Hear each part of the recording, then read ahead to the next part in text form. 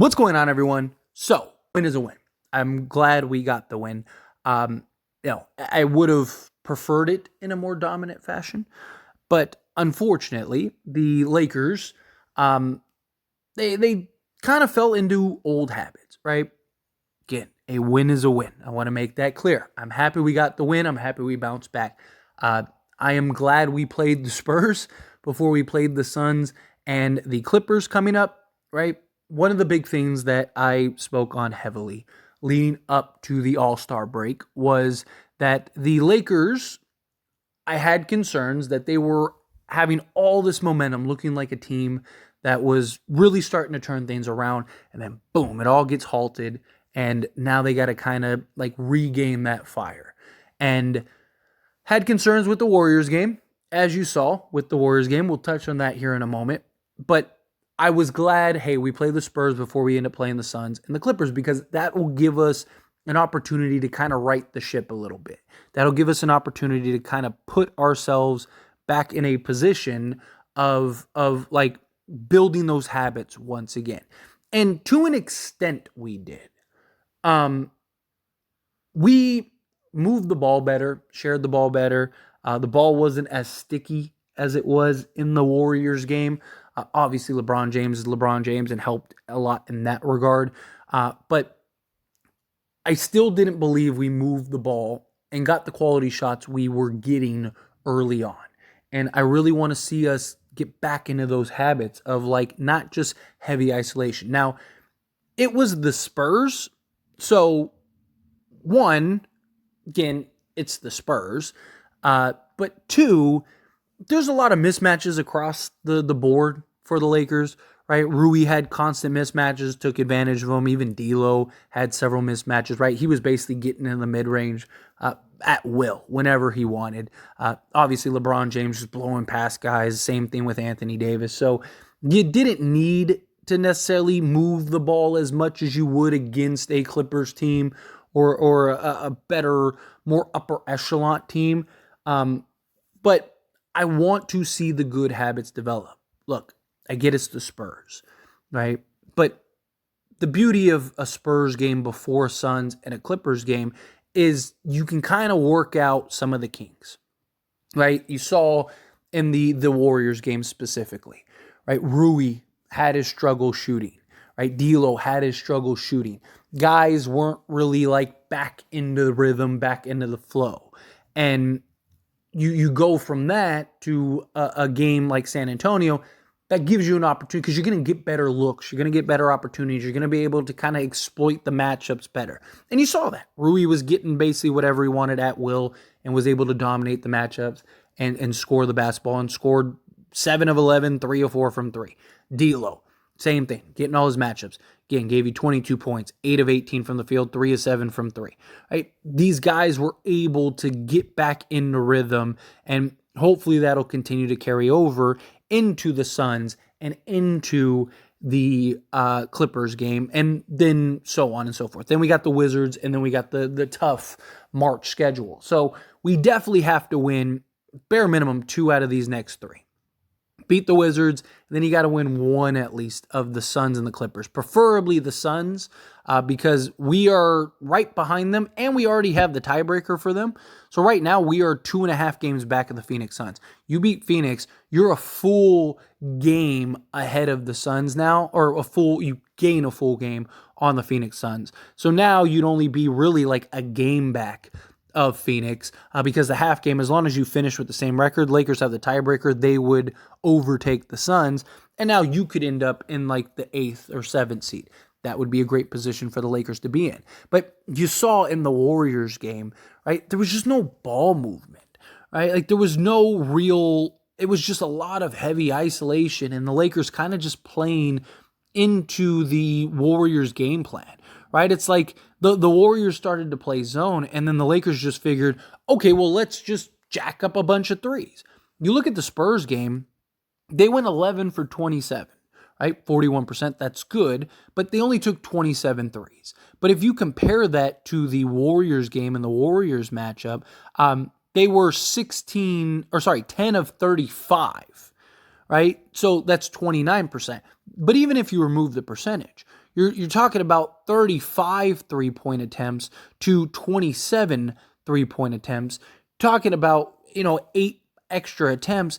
I mean, if those 8 attempts are twos, you might win that game, right? Because let's say out of those, that's minimum of 16 points, right? And maybe one or two of those is an and one. Like, you may have been in the position to win the game if you weren't just jacking up a bunch of threes, if you were exploiting the mismatches that you had with the Warriors. And so, again, as I joked in the beginning of this video, the Lakers' best win of the season, like, I'm hoping that that's a game that the Lakers can use to get back to playing the right way.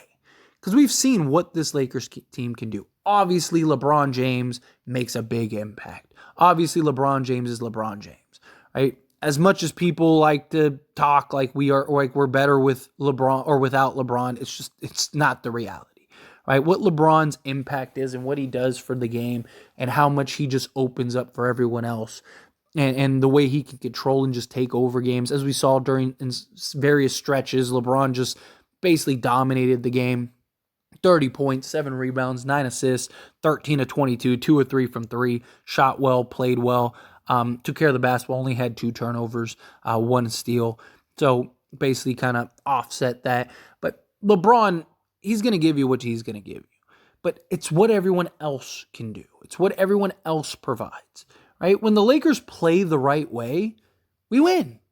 It's that simple, right? When we're giving up a good look for a better look. Right, like Taurean Prince, as much as people are love to hate on Prince, he was one of the guys that did a very good job of that this game, of just not like having a good shot and giving it up for a better shot, right? Making that extra unselfish pass to Anthony Davis. Like, those are the kind of things that I want to see these guys continue to do.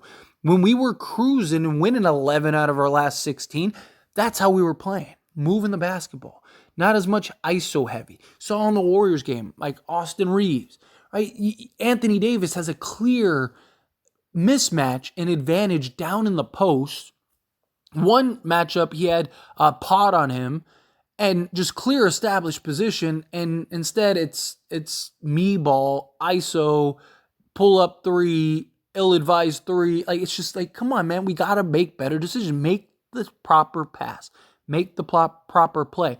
Couple possessions later, you see the same thing. This time he has clear established mismatch position over Moses Moody. And it's like, get him the basketball. What does Austin Reeves do? Boom, jacks up another 3. We got to stop with the ISO heavies, right? Find your shot. I'm fine with guys being aggressive at times, but pick and choose. It shouldn't just be, okay, well, I'm just going to jack up a bunch of shots, right?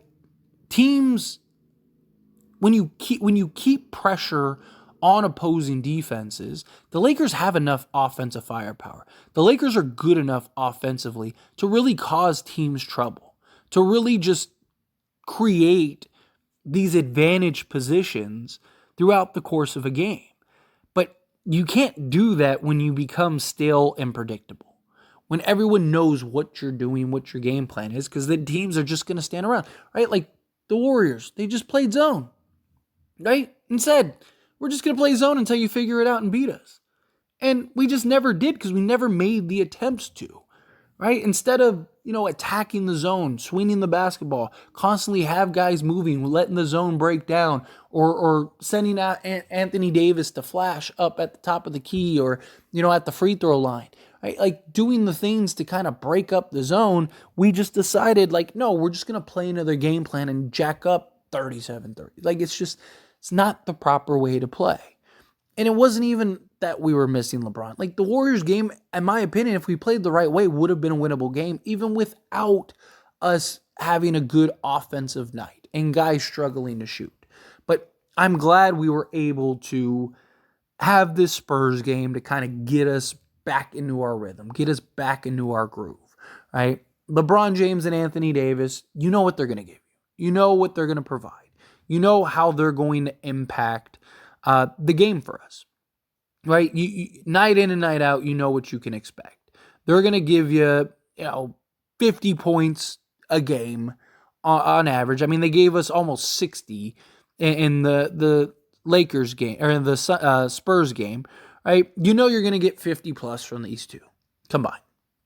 You know you're going to get 23 rebounds or 20 rebounds and 14 assists, right? Like, that's just what you're going to get. You're going to get some steals, you're going to get some blocks, you're going to get a little of everything. But what is everyone else providing? What is everyone else doing? How do we make up for some of the lack of issues that we have and some of the players that we're missing and various things that are going on with the Lakers? How do we supplement that? By playing the right way, sharing the basketball, moving the basketball. I thought, again, when you're talking about the Warriors game, it wasn't that we lost. I didn't really care that we lost. I mean, obviously I wanted to win. Obviously it's frustrating that we didn't, but it was more so of how we lost. And I'm not talking about losing by 20 or 18 or whatever it was, right? I'm talking more about just us not taking advantage and playing the right way. That frustrates me. Even in the Spurs game, right? Bad habits. I don't like the bad habits. This is a game that we should have dominated. I mean, but this was a game that the Lakers fall into these traps where it's like, we're clearly better than this team. We're clearly going to win this game. So let's not go all out, right? We're up 15. Oh no, they got it to 6. Okay, let's just push it out again, right? And that's what the Lakers did this entire game. They get up 15. Oh, San Antonio gets it to 6. Oh, we push it back to 15. Oh, they get it to 7. We push it to 18. Oh, they get it to 9. Okay, and it's just, instead of going, okay, let's lock in, put this game away, go into the fourth up 30, and then we can rest everybody. They just create these bad habits.